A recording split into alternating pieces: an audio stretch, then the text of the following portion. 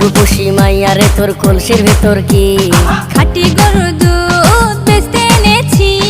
ও রূপসী মাইয়া রে তোর কলসির ভেতর কি খাঁটি গরুর দুধ